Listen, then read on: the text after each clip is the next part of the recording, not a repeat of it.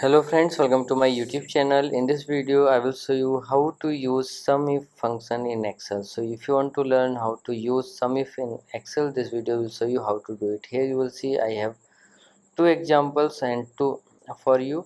First is here this table region. This is region and this is the cell. Okay, east region cell, west region cell, north region cell and east region cell.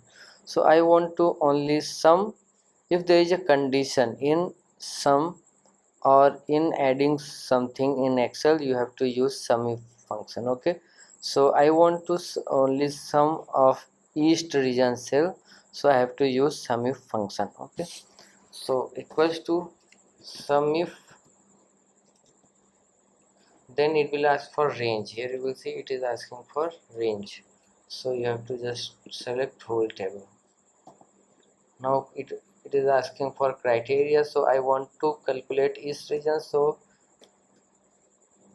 just inverted comma type east,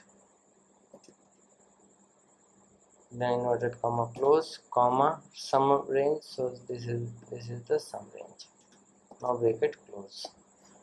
Now here you will see total 250 east. This is the east region cell and this is the east region cell, so 100 and 150 is equal to 250.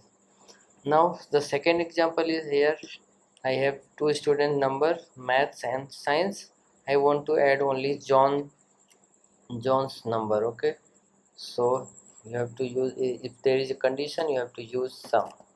If okay, then range is whole table comma. Now criteria, for criteria you can type John or you can just select the cell. Okay, you can also here you can use the only select the east cell, so you don't have to inverted comma or these things. Okay, then sum range, so sum range is this, so 155. John has 75 in science and 50 in maths. So like this you can use SUMIF function in Excel. So if you like this video, please like my video and also subscribe my channel for more videos like this. Thanks for watching.